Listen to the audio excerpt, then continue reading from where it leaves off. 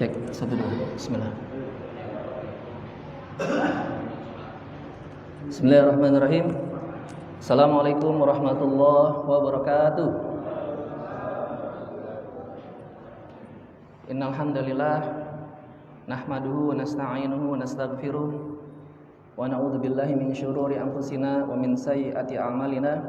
May yahdihillahu fala mudhillalah wa may yudlilhu fala hadiyalah. Asyhadu an la ilaha illallah wahdahu la syarikalah wa asyhadu anna Muhammadan abduhu wa rasuluh. Allahumma shalli wa sallim wa barik ala nabiyyina Muhammadin wa ala alihi wa ashabihi ajma'in. Wa qala ta'ala fi kitabihil aziz, a'udzu billahi minasyaitonir rajim. Bismillahirrahmanirrahim.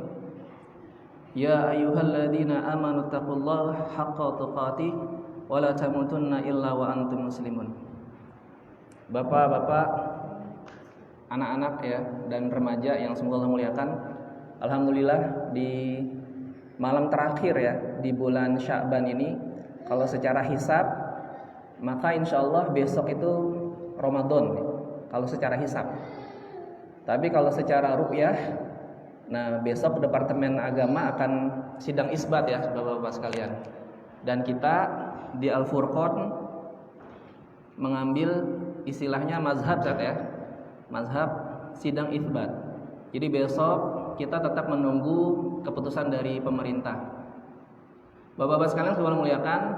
Alhamdulillah ya, malam Jumat ini kita diiringi sama hujan gede banget. Biasanya itu Al-Furqan maghrib itu sampai saf belakang ya Pak ya. Tapi kalau bapak-bapak perhatikan ya, kalau tidak salah 2 hari ini pengajian anak-anak tuh diliburkan ya. 2 hari ini pengajian anak-anak tuh diliburkan. Dan ternyata ketika anak-anak pengajiannya itu diliburkan, saf sholat itu cuma 5 atau 6 gitu ya. Nah artinya apa nih bapak-bapak? Saya mau mengatakan jangan pernah menakut-nakuti anak-anak gitu ya, atau jangan pernah membuat anak-anak tidak nyaman di masjid gitu ya. Nah tapi tetap ya anak-anak yang keliru, yang salah itu harus diluruskan ya, harus diajarin. Nah oleh karena itu bapak-bapak sekalian gitu ya, kalau bapak-bapak masih belum percaya juga, survei aja subuh ya. Subuh itu 5 saf ya, subuh itu 5 saf. Dan kalau digabungin semua anak-anak itu 1 saf. Berarti yang subuhan itu hanya 4 saf kita. Seperti itu. Nah, ini saya ingin mengatakan bapak-bapak sekalian, ya alhamdulillah di Taman Alamanda khususnya Blok C ini Allah memberikan bonus demografi yang begitu besar ya. Anak-anak kita tidak takut dengan masjid. Anak-anak kita itu bermainnya di masjid dan itu seperti yang Rasulullah contohkan. Ya, Hasan Husain itu Rasulullah lagi sholat lari. Gitu ya. Hasan Husain itu benar-benar ketika Rasulullah SAW lagi ketika sholat ya, kemudian dia terjatuh itu digendong gitu ya, sampai seperti itu. Nah tapi kajian kita malam ini bukan itu ya bapak-bapak ya. Kajian kita akan membahas tentang menjadi juara Ramadan gitu ya. Nah kenapa menjadi juara Ramadan bapak-bapak sekalian? Saya ingin menguatkan begini bapak. Jadi ada salah satu kisah di masa Rasulullah, ada sahabat namanya Ukaisyah. Ya, Ukaisyah itu bapak-bapak sekalian, ketika Rasulullah SAW lagi menyampaikan sesuatu, ya Rasulullah bersabda begini, umat-umat diperlihatkan kepadaku, lalu seorang nabi melintas bersama umatnya, nabi lainnya melewat bersama beberapa orang, nabi lainnya melewat bersama 10 orang, nabi lainnya melewat bersama 5 orang. Dan seorang nabi melewat bersama 1 orang. Ya, jadi macam-macam ya, ada yang 7, ada yang 5, ada yang 1. Nah, selanjutnya aku melihat ternyata ada kerumunan orang banyak. Aku bertanya, "Wahai Jibril, apakah mereka umatku?" Ya. Jadi di antara hanya 5, 7, 1, nah kemudian ada kerumunan banyak. Kerumunan banyak di kejauhan. Kemudian Nabi Muhammad bertanya sama malaikat Jibril, "Wahai Jibril, itu umatku bukan?" gitu ya. Kata Jibril, "Bukan. Tetapi lihatlah ke ufuk." Aku pun melihat ke ufuk, ternyata ada kerumunan orang yang lebih banyak. Jibril berkata, mereka itu umatmu. Jumlah mereka 70.000 yang pertama kali tidak dihisab dan tidak diazab. Bapak-bapak sekalian, Rasulullah dapat kabar dari malaikat Jibril ada 70.000 ya, kaumnya Nabi Muhammad SAW itu langsung masuk surga tanpa dihisab, gitu ya, tanpa diazab. Jadi langsung masuk surga, seperti itu. Nah kemudian Rasulullah bertanya, mengapa ya orang-orang tersebut itu kok bisa masuk surga tanpa dihisab? Kemudian malaikat Jibril menjawab, mereka tidak berobat dengan besi panas. Ya, mereka tidak meminta diruqyah. Mereka tidak meramal dengan burung dan mereka bertawakal kepada Tuhannya. Nah, ini syarahnya panjang ya Bapak-bapak ya. Di antara syarahnya itu mereka tidak berobat dengan besi panas itu artinya adalah dulu ya orang-orang itu pengen cepat sembuh. Nah, besi panas itu potensinya itu adalah untuk membunuh gitu ya, seperti itu, atau istilahnya bunuh diri. Nah yang kedua juga Bapak-bapak sekalian, ini ruqyah yang dilarang itu adalah ada yang berpendapat ruqyah yang tidak syar'i gitu ya, atau juga ada yang berpendapat nggak minta diruqyah kalau lagi ada gangguan jin. Kalau pendapat yang kedua ini gitu ya, jadi kalau misalnya dia terkena gangguan, dia ngomong aja sama orang soleh, saya kayaknya ada masalah nih dalam diri saya ada begini-begini dan seterusnya. Nah orang soleh itulah yang menentukan, wah kamu nih harus diruqyah. Nah maka orang yang seperti itu nggak kena hadis ini gitu ya. Jadi dia nggak minta diruqyah. Nah tapi inti dari hadis ini Bapak-bapak sekalian, ketika dibacakan hadis ini, Ukaisyah langsung berdiri, ya angkat tangan gitu ya. Kemudian Ukaisyah berkata apa? Ya Rasulullah, mohonkan aku kepada Allah agar bisa menjadi bagian dari mereka 70.000 ya umatnya Nabi Muhammad yang tidak disebutkan namanya, yang dia masuk surga tanpa dihisab, tanpa disiksa. Terus apa? Kemudian Rasulullah berdoa, ya Allah jadikanlah Ukaisyah bagian dari mereka. Ya, ternyata langsung dikabulin ya sama Allah dan Rasulnya. Kemudian ada sahabat, ya ada sahabat yang ngikut-ngikut, gitu ya. Nah ini jadi tukang ngikut-ngikut tuh begitu ya Pak, ya. Udah ada sahabat yang ngikut-ngikut. Ya Rasul, saya mau juga, doakan saya termasuk dalam 70.000 itu. Kata Rasulullah apa? Sesungguhnya engkau telah tergantikan atau engkau kalah cepat sama Ukaisyah. Seperti itu. Nah, Bapak-bapak sekalian sekalian muliakan, saya ingin mengatakan begini. Ya. Di sini Ukaisyah itu cepat mengambil atau melihat momen kebaikan. Jadi kalau ada momen kebaikan tuh cepat. Gitu ya. Sampai di sini dibilang ya, Rasulullah bilang ada 70.000, maka langsung cepat. Nggak pakai berhenti, nggak pakai nunggu orang lain minta didoain, tapi langsung gitu ya. Nah ini intinya apa Bapak-bapak? Pentingnya namanya suratul istijabah. Pentingnya kita merespon cepat, gitu ya. Pentingnya kita merespon cepat. Ada tetangga kita yang belum makan, dapat informasi, gitu ya, langsung cepat kita, gitu ya, yang memberikan bantuan. Nah itu namanya suratul istijabah, seperti itu ya. Nah begitu pula ketika ada tetangga kita yang misalnya meninggal, gitu ya. Nah maka kita cepat juga, gitu ya. Nah itulah mereka salah satu sang juara Bapak-bapak ya. Jadi di zaman Islam tuh sang juara itu sudah diajarkan. Nah ada sang juara yang kedua gitu ya. Siapa sih sang juara yang kedua? Sang juara yang kedua itu adalah yaitu imam besar yang dianut oleh Indonesia, yaitu mazhab terbesar di Indonesia juga gitu ya, yaitu Imam Syafi'i gitu ya. Nah Imam Syafi'i Bapak-bapak sekalian di bulan Ramadan itu khatam 60 kali Bapak-bapak. Ya, khatam 60 kali baca Quran. Seperti itu. Ya, itu luar biasa ya. Dari mana dalilnya gitu ya? Di sini dikatakan kana Syafi'i yukhtimul Quran fi syahri Ramadan sittina khatmatun gitu ya. Jadi Imam Syafi'i biasa menghatamkan Al-Quran di bulan Ramadan sebanyak 60 kali. Ditambahkan oleh Ibu Hatim bahwa khataman tersebut dilakukan dalam sholat. Nah, Bapak-bapak sekalian sekalian muliakan, kenapa Imam Syafi'i bisa seperti itu? Ya, karena yang pertama Imam Syafi'i sudah hafiz Quran, gitu ya. Jadi sudah hafiz Quran. Yang kedua, Imam Syafi'i sudah terbiasa sholat malamnya itu lebih dari 1 juz. Yang ketiga apa? Imam Syafi'i itu dia tidak yang namanya ada sedikit pun hatinya tuh kotor ya. Kalau kata Ustadz Hizbu Undu pekan lalu gitu ya, di antara penyebab hati kita itu atau kita sulit untuk mendapatkan hidayah itu adalah karena hati kita itu kotor ya, tertutup dengan dosa. Nah, Bapak-bapak sekalian sekalian muliakan ya, kali ini gitu ya, kita akan melihat ya, kita akan membahas tentang bagaimana sih menjadi juara di Ramadan. Nah, kita akan membahas itu gitu ya. Jadi saya ingin mengatakan begini Bapak-bapak, bahwasanya kita semua berpotensi untuk menjadi juara gitu ya. Dan kita semuanya didorong untuk menjadi juara.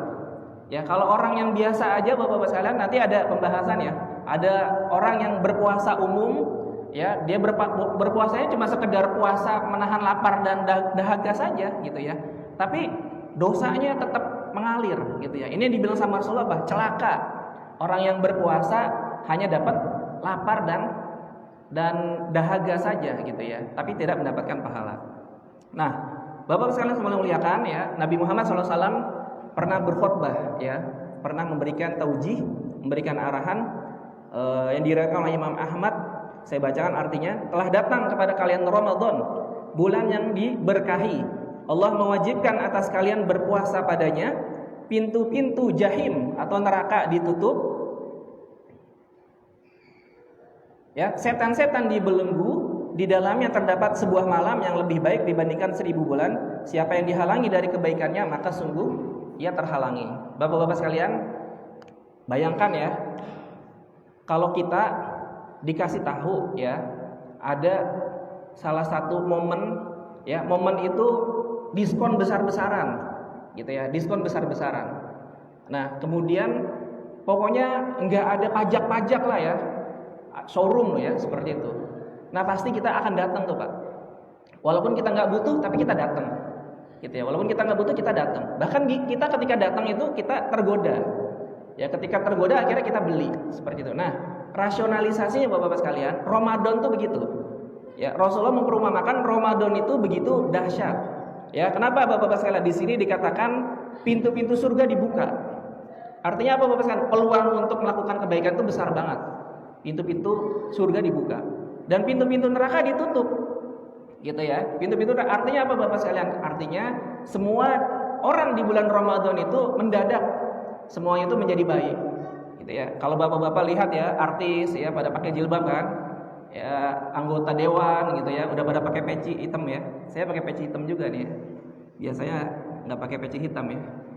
Nah, dan jadi banyak sekali ya bapak-bapak sekalian, yang mendadak menjadi baik. Kenapa? Itu magnet bulan Ramadan, gitu ya. Maka kalau ada orang yang justru nggak mau gitu ya, kalau kata Ibnu Rajab apa bapak sekalian? Kalau kata Ibnu Rajab, sungguh orang yang sangat bodoh kalau seandainya bulan Ramadan sudah dikabarkan sama Rasulullah ini begitu mulia, tapi dia tidak memanfaatkan. Nah, kata Imam Ibnu Rajab begitu ya Bapak sekalian.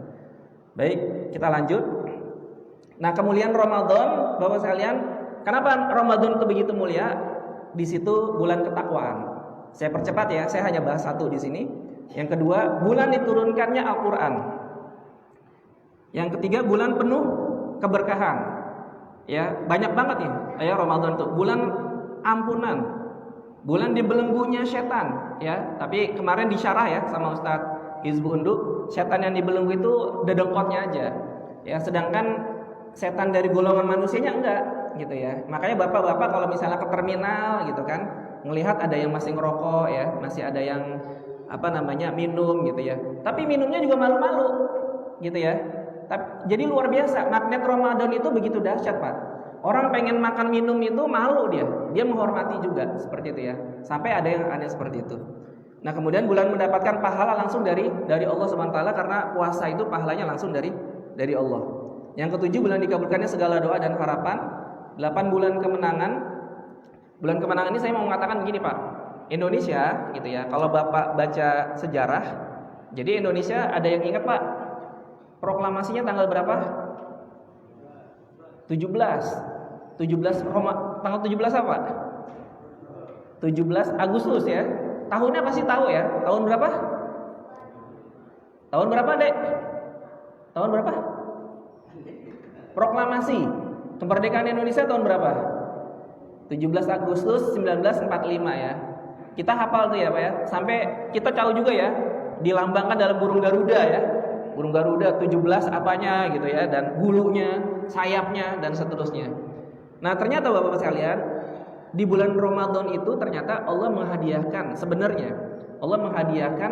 kemerdekaan Indonesia. Silakan Bapak-bapak, silakan cari lagi ya. Jadi pada dasarnya ternyata proklamasi Indonesia itu dilakukan ya, dihadiahkan sama Allah itu di bulan Ramadan. Seperti itu. Nah, saya ingin menguatkan apa Bapak sekalian. Jadi Ramadan itu begitu dahsyat buat kita, gitu ya. Ramadan itu begitu kuat. Ya, perang Badar gitu ya, penaklukan Konstantinopel gitu ya.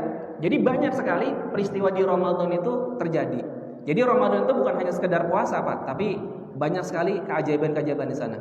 Bulan menggapai pintu Ar-Rayyan ya, khusus orang yang berpuasa, dan malam bulan 1000 bulan. Jadi hanya di bulan Ramadan saja ya Allah memberikan Lailatul Qadar ya. Lailatul Qadar malam 1000 bulan. Nah, yang saya ingin bahas di sini Bapak sekalian, itu adalah bulan diturunkannya Al-Qur'an.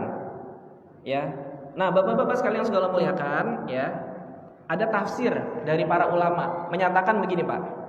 Semua yang berhubungan dengan Al-Qur'an itu menjadi mulia. Ya, semua yang berhubungan dengan Al-Qur'an itu menjadi mulia.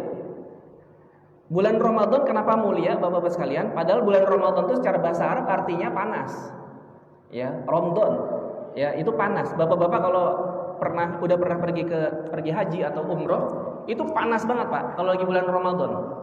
Maka dikatakan juga nggak boleh ya, nggak pakai peci, harus pakai peci.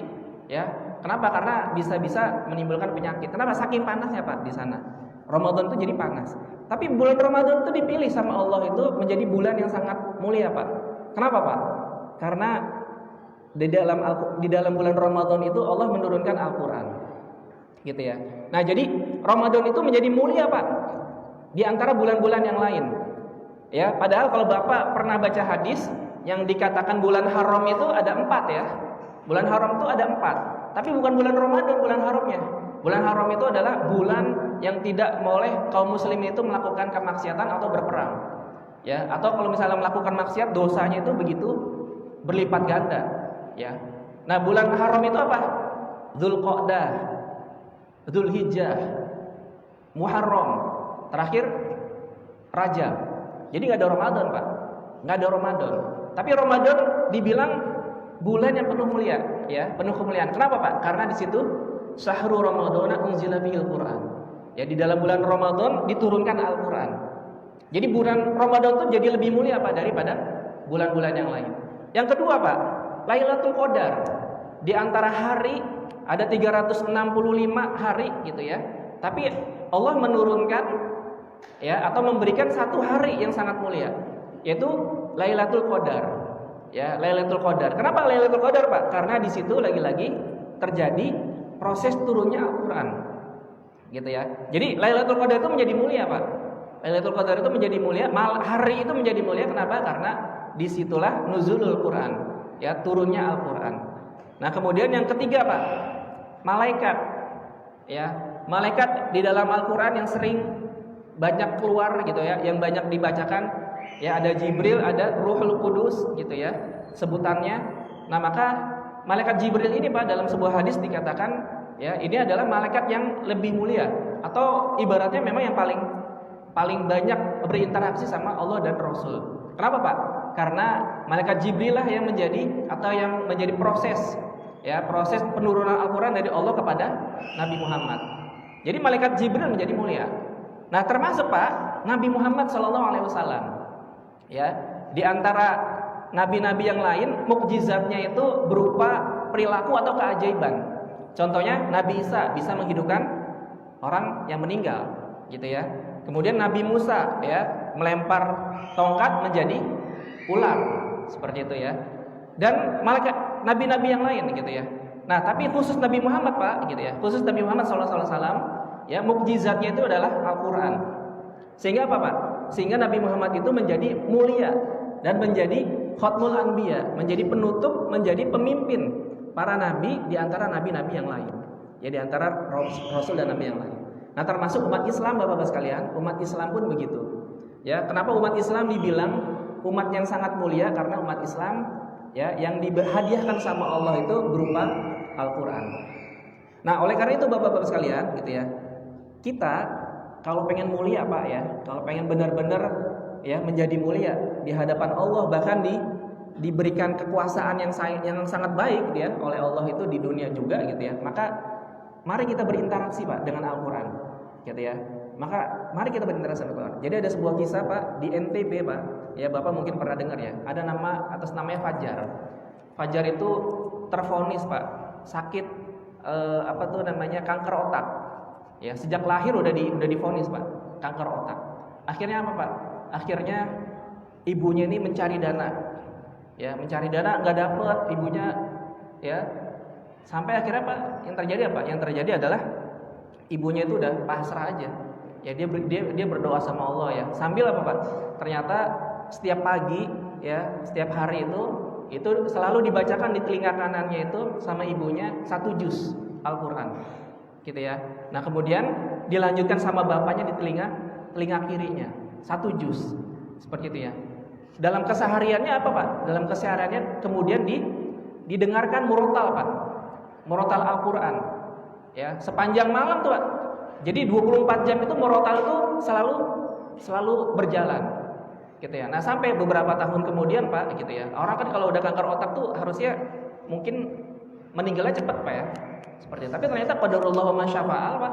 Di beberapa tahun kemudian ketika CD dari murotal itu rusak ya, ketika CD dari murotal itu rusak, kemudian ada ayat-ayat yang terputus. Ya, ketika ayat-ayat yang terputus itu kemudian tiba-tiba si Fajar ini melanjutkan ayatnya. Gitu ya. Tiba-tiba si Fajar ini melanjutkan ayatnya. Nah, sontak Bapak-bapak sekalian gitu ya. Ternyata ibunya kemudian memurojaah, ternyata apa Pak? Semua ayat yang ada di Al-Qur'an itu sudah dihafal sama Fajar. Dan Fajar itu Pak menjadi orang, ya Bapak kalau mau nyari di YouTube silakan ya. Itu menjadi orang yang terbaik Pak. Ya, padahal dalam kondisi cacat tapi menjadi orang yang terbaik. Dan NTB ya, NTB menjadi provinsi terbaik gitu ya. Kenapa? Karena di situ lahir seorang Fajar walaupun cacat tapi dimuliakan sama Allah melalui Al-Qur'an. Nah, Bapak-bapak sekalian sebelum muliakan, saya ingin menguatkan gitu ya. Mari ya di Ramadan ini momen yang sangat baik Pak ya. Kita untuk memanfaatkan membaca Al-Qur'an. Nah, menjadi juara sejak sebelum Ramadan ya. Persiapan kayak gini gitu ya. Tapi Pak, Bapak-bapak kalau pernah baca cerita gitu ya. Jadi Imam Ahmad bin Hambal itu Pak ya, ketika mau Ramadan itu beliau sudah menutup pengajiannya. Gitu ya. Makanya mungkin menjadi budaya ya di Indonesia, ada penutupan pengajian ya sebelum Ramadan seperti itu. Kenapa? Karena memang betul Imam Ahmad bin Hambal itu benar-benar fokus Pak. Itikafnya udah langsung 30 hari Imam Ahmad bin Hambal. Loh, dia nyari duit dari mana? Imam Ahmad bin Hambal udah nyari duitnya dari sebelum Ramadan Pak. Gitu ya. Nah, tapi ini Imam Ahmad bin Hambal yang sudah paham Pak ya. Sudah paham sama kemuliaan Ramadan. Akhirnya dia udah punya tabungan yang sangat banyak gitu ya. Ketika itikaf pun istrinya nyaman, anaknya juga nyaman gitu ya. Pas mau Idul Fitri pun uangnya tetap ada gitu ya. Nah, tapi bapak-bapak jangan coba-coba gitu ya. Kalau misalnya dapurnya aja masih belum berasap gitu ya, akhirnya mau memutuskan itikaf gitu ya 30 hari, jangan Pak. Gitu ya. Kenapa? Karena ada yang wajib. Gitu ya, ada yang wajib. Karena itikaf itu jatuhnya sunnah muakkadah. Gitu ya, seperti itu. Nah, yang kedua ya, tidak berpuasa sehari atau 2 hari ini ya. Makanya makanan yang ada hari ini bukan buat berbuka puasa ya, tapi emang hidangan aja. Kecuali ya Pak ya, kecuali bapak-bapak yang ada di sini itu memang sering puasa. Ya, sering berpuasa. Senin Kamis tiba-tiba jatuh hari Kamis ini ya, padahal udah H-2 nih. Boleh Pak, para ulama bersepakat boleh. Bagi mereka yang membiasakan puasa sunnah kemudian jatuh H-2 itu boleh. Gitu ya. Tapi besok jangan puasa Pak. Gitu ya. Besok jangan puasa. Kalau kata orang Sunda ya, namanya apa? Kalau makan sebelum puasa Pak? Apa? Oh, ada Pak namanya apa? Cucuruk ya apa? Hah? Pemahli, bukan pemahli. Ada istilahnya itu makan-makan gitu. Makan-makan sebelum apa? Ada namanya apa? Teman saya bilang tuh, tapi ini bahasa Sunda nih, saya nggak tahu ya. Dibilang katanya apa sih namanya? Buburak atau apa sih? Ya. Ya pokoknya nanti lihatlah ya, Sunda mana itu ya. Ya jadi ya sebenarnya budaya-budaya itu baik ya, baik sebenarnya dia pengen menyambut bulan Ramadan seperti itu. Tapi tidak menjadi budaya yang akhirnya melanggar syariat ya Pak ya. Memulai puasa saat Ramadan telah tiba. Jadi kalau besok udah fix Pak, pemerintah udah ngumumin, kemudian bapak-bapak punya tetangga nih ya, Nasabandia gitu ya. Nasabandia itu kan dia biasanya H+3 ya. H+3 dari pemerintah baru ngumumin dia berpuasa gitu ya. Jangan ragu Pak. Kenapa? Karena ya kalau bapak, kita ini statusnya mukallid Pak.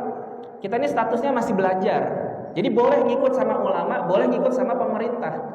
Seperti itu ya. Jadi silakan Pak, pemerintah besok mengumumkan, sidang isbat memutuskan Ramadan itu jatuh pada hari Jumat. Udah clear Pak. Gitu ya. Kita ikutin aja. Enggak usah pakai dicari Muhammadiyah gimana pendapatnya, enggak usah Pak. Ya. Persis gimana? Enggak usah gitu ya. Cukup aja kita ambil sumber yang pertama gitu ya. Seperti itu. Kenapa? Karena sidang isbat itu juga memperhatikan ru'yatul hilal seperti itu ya. Membaca doa ketika melihat hilal Ramadan ya.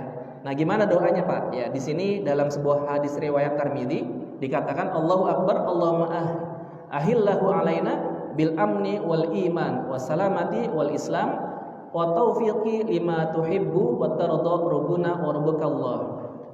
Ini kalau melihat hilal Pak ya. Bapak bisa ngeliat hilal nggak? Gitu. Kalau belum bisa, ya ngamalin doa ini boleh nggak? Boleh Pak. Ya, jadi boleh. Ya, jadi ngamalin doa apa aja boleh Pak sebenarnya gitu ya, nggak dosa gitu ya. Tapi memang lebih baik ya dulu di zaman Rasul itu kenapa kita diminta untuk melihat hilal? Ya karena itu adalah metode yang diajarkan gitu ya, metode yang terbaik. Baik, kita lanjut Pak ya, menjadi juara Ramadan. Yang pertama yang paling penting menginapkan niat terutama sebelum fajar. Ya, makanya di sini mungkin ya termasuk juga ada doa nawaitu shauma ghadin gitu ya. Jadi aku berniat berpuasa besok hari. Apalagi lanjutnya? An adai fardu syahri ramadhana dan seterusnya ya, seperti itu. Nah, yang paling penting Bapak-bapak sekalian, ini ulama berbeda pendapat gitu ya. Ulama niat ini apakah dizohirkan atau cukup di dalam hati. Nah, itu boleh Pak keduanya boleh. Tapi khusus Ramadan Pak, wajib niatnya itu sebelum fajar. Atau paling lambat adalah ketika sahur Pak. Kalau puasa sunnah boleh Pak. Zuhur itu boleh. Sebelum zuhur Bapak ya, itu boleh. Dalilnya dari mana? Rasulullah SAW pernah ke rumah salah satu istrinya gitu ya. Kemudian Rasul bertanya, Aisyah, masak apa hari ini? Terus kata Aisyah Pak, hari ini aku tidak masak ya Rasul. Nah, Rasul itu Pak enak gitu ya. Ketika istrinya nggak masak, nggak diomelin Pak, gitu ya. Nggak ada gorengan apa? Nggak gitu ya Pak ya. Nggak ada ketan apa gitu ya. Nggak ada kopi gitu ya. Tapi nggak begitu Pak. Apa kata Rasulullah? Pengen membahagiakan istri Pak. Oke, ya ini bahasa saya oke ya, gitu ya. Kalau begitu hari ini saya berpuasa. Padahal masih apa Pak? Lagi pagi jelang siang, dan itu sebelum zuhur. Jadi para ulama bersepakat ya, kalau niat puasa sunnah sebelum zuhur itu boleh. Ya, jadi bapak-bapak nih ya, kalau lagi di rumah istri nggak masak, ya lagi ditinggal istri lah ya, istrinya lagi pergi kemana gitu ya, nginep dan seterusnya. Nah kemudian belum makan, gitu ya. Mau berpuasa boleh nggak? Boleh Pak. Ya, boleh. Asal apa? Asal jangan melakukan tadi udah nyicipin kopi gitu ya. Nyicipin kopi ya. Ngopi tadi cuma ini doang, ngerasain manis apa enggak gitu ya. Nah, itu nggak bisa Pak ya, seperti itu. Nah, jadi niat itu sebelum fajar ya. Nah, yang kedua, makan sahur Pak. Ya. Tasaharu walau bilma. Sahurlah walaupun hanya dengan air, walaupun hanya dengan sebutir kurma. Bapak-bapak sekalian segala muliakan, ada orang memang Pak yang dia nggak bisa Pak makan di jam-jam yang selain dia jam makan. Ada Pak yang kayak gitu, seperti itu. Nah tapi bapak-bapak sekalian ya, sahur itu fa'inna suhuri barokah. Sesungguhnya dalam sahur itu ada barokah. Jadi misalnya kesiangan pun Pak ya, kesiangan ya, 5 menit Bang Basir udah biasanya 10 menit ya Bang Basir ya. 10 menit itu Bang Basir kalau Bapak perhatikan udah assalamualaikum, udah begitu tuh ya Bang Basir ya. Waktu menunjukkan jam 4 lewat 21 gitu ya. Subuh, sedangkan subuh 31 gitu ya. Seperti itu ya, udah 10 menit tuh. Tandanya Bang Basir udah. Nah, boleh enggak tuh makan? Boleh, Pak. Ya, boleh. Maka segera aja Pak makan. Ya, bahkan ada ulama yang berpendapat juga Pak gitu ya. Ketika lagi megang tahu nih Pak ya. Tahunya lagi dimakan. Gitu ya, tahunya lagi dimakan. Nah, terus gimana dong? Pas udah azan.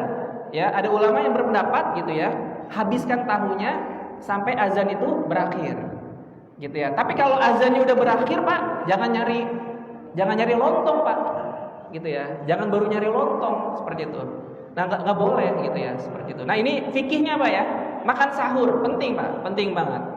Selanjutnya mengakhirkan sahur. Ya, mengakhirkan sahur. Bapak-bapak sekalian sudah muliakan ya, Rasulullah ya ketika sahur itu masih ada jeda, Pak. Masih bisa tilawatul Quran sekitar 30 ayat. Artinya apa, Pak? Sahur yang paling baik itu kalau misalnya subuh itu 4:30 gitu ya. Nah, sahur yang paling baik itu sekitar jam 3:30 atau jam 4. Boleh tuh. Ya, lebih baik lagi jam 4 malah. Ya, mengakhirkan, Pak. Diakhirkan.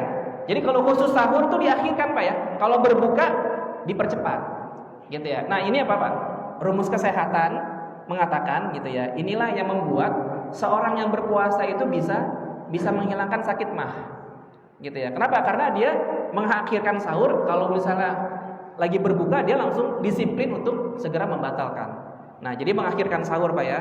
Kemudian banyak taubat dan istighfar di waktu sahur gitu ya, Pak ya.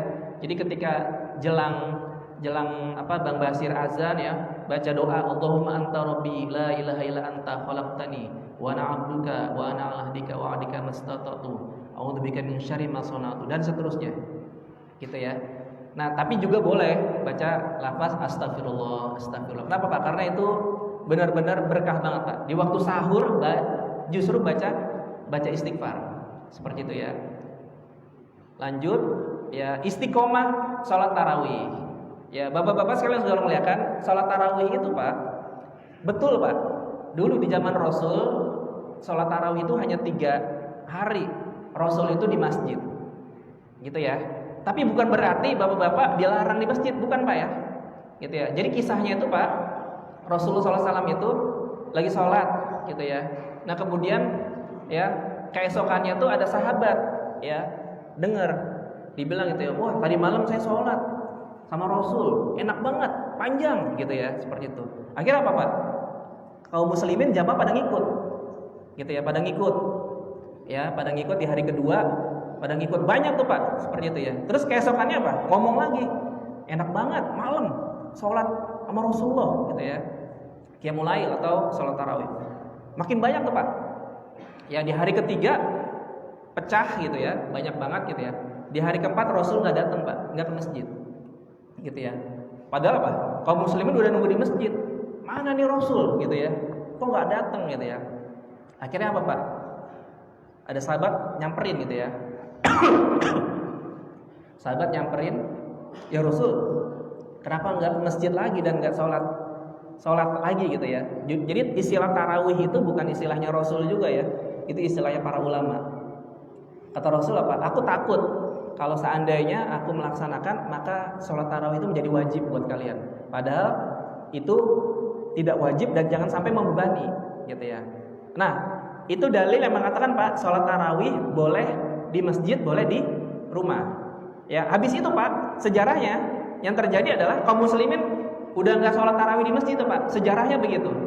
Ya, sampai di masa Umar bin Khattab, ya, di Masjid Nabawi itu, Pak, sholawatnya itu nggak teratur, sholat tarawih nggak teratur. Kenapa? Karena ada yang Bismillahirrahmanirrahim, Alhamdulillah. Baru mulai itu ada yang waladhdallin. Jadi, Pak, di apa namanya, di sebelah pojok kiri ada yang lagi sholat bacanya panjang, di sebelah kanan ada yang baru mulai gitu ya, di sebelah belakang ada yang menangis mendengarkan ayat-ayat Jahannam gitu ya, dan seterusnya seperti itu sampai kacau ya. Di Masjid Nabawi itu sholatnya itu nggak teratur gitu ya. Sholat tarawih padahal, Pak, qiyam Ramadan, sholat Ramadan.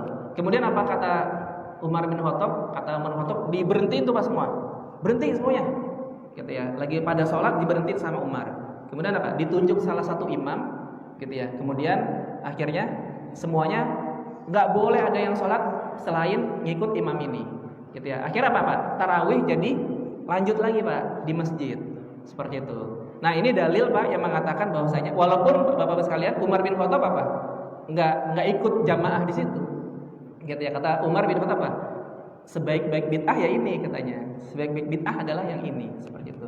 Nah maksud saya Pak yang sebelum melihatkan gitu ya. Jadi bagaimana baiknya tarawih itu di rumah atau di masjid?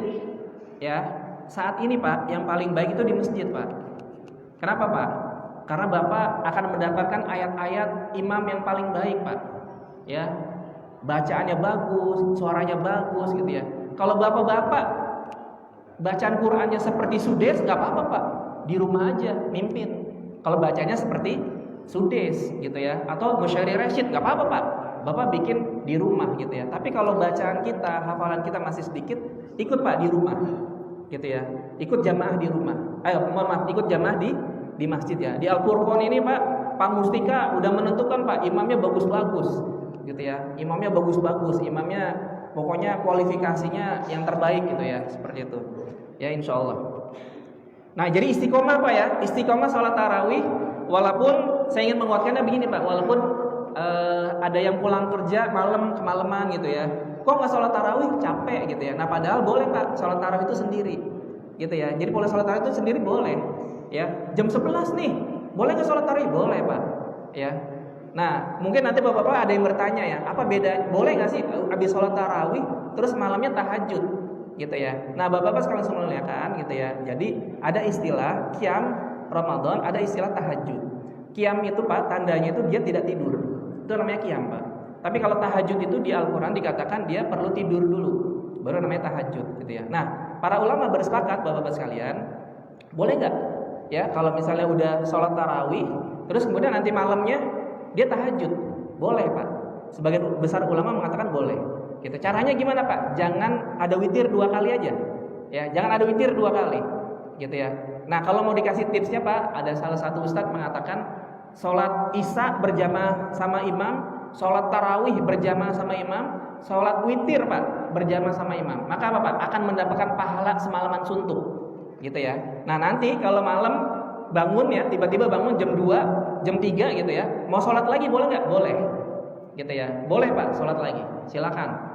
Terus nggak perlu ada witir. Gitu ya. Nggak perlu ada witir lagi seperti itu. Atau ada boleh juga nggak diakhirkan witirnya? Boleh Pak. Itu khilafiyah Pak. Ya. Jadi jangan mempermasalahkan khilafiyah gitu ya. Dalilnya banyak. Banyak zikir dan doa. Ya. Di Ramadan itu waktu-waktu doa yang terbaiknya insya Allah banyak ya. Salah satunya diantara adalah jelang berbuka.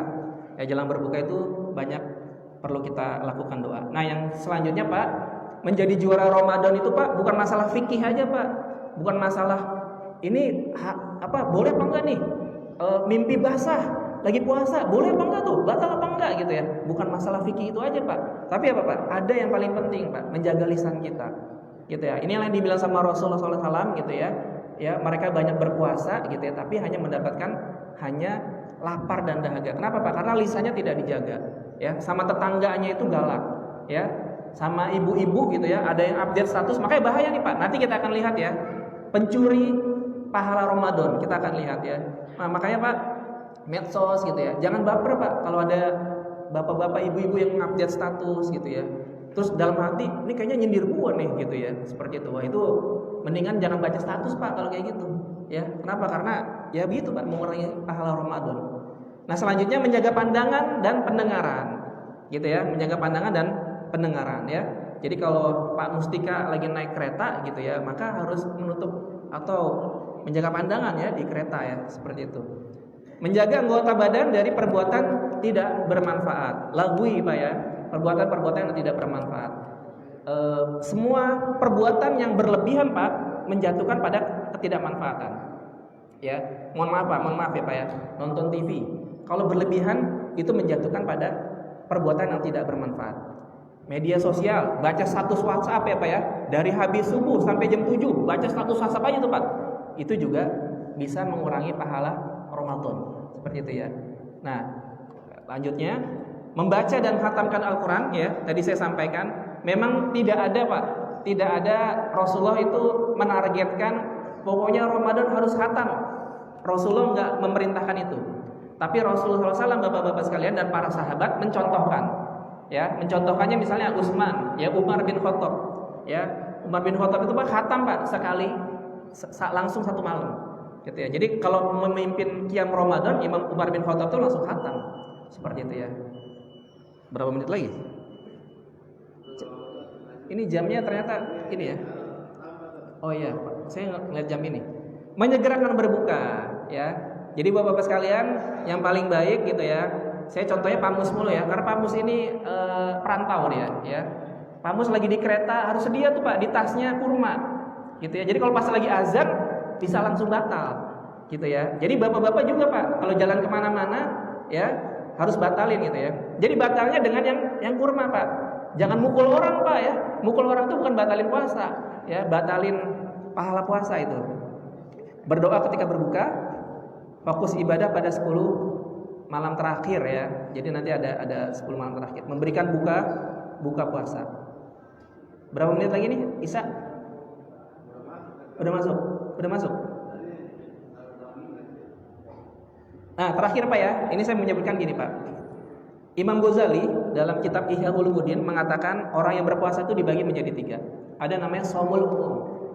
Shaumul umum itu apa Pak? Mereka yang hanya sekedar menahan lapar dan minum saja. Tapi apa? Maksiatnya jalan terus, gitu ya. Maksiatnya jalan terus dia, ya.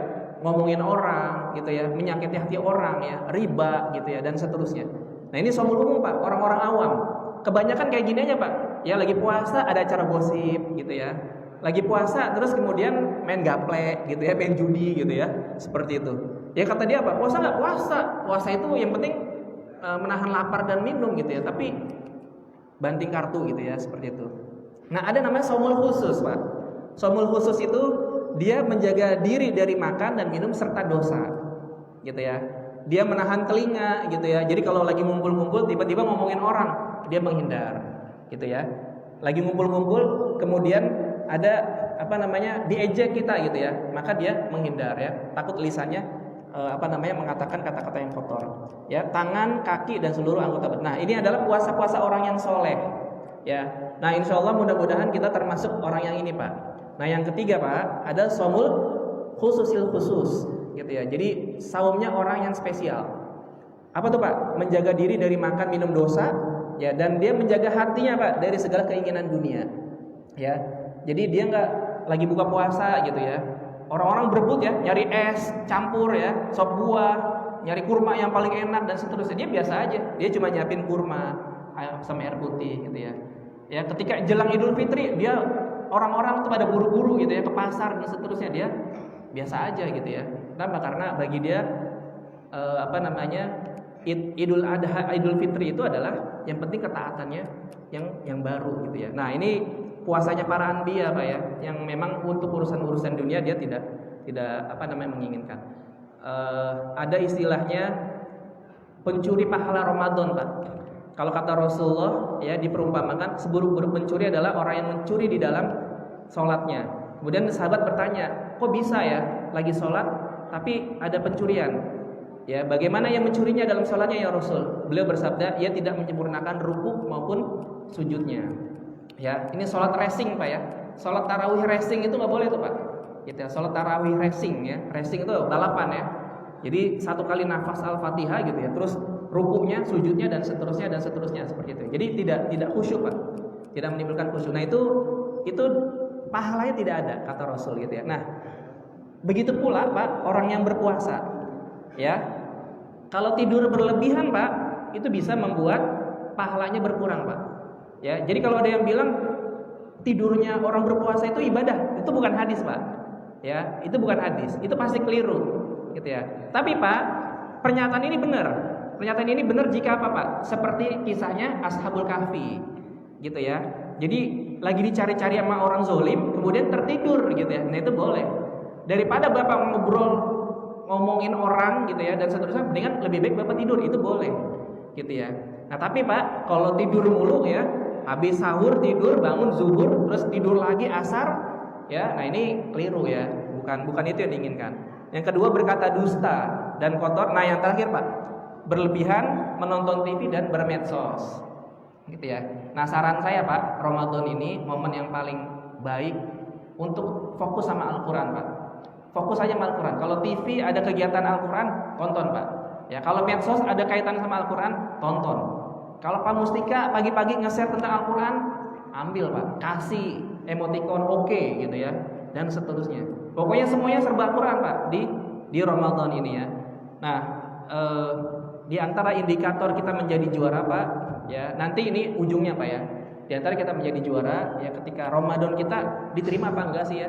Nah, kata Imam Ibnu Rajab mengatakan ketika seseorang sehabis Ramadan dia tetap rajin untuk melaksanakan puasa sunnah, kemudian semakin semangat untuk melaksanakan kebaikan, termasuk diantaranya adalah semakin disiplin untuk beribadah, maka itu tanda diterimanya ibadah seseorang itu di Ramadan. Wallahu a'lam bishawab. Assalamualaikum warahmatullahi wabarakatuh.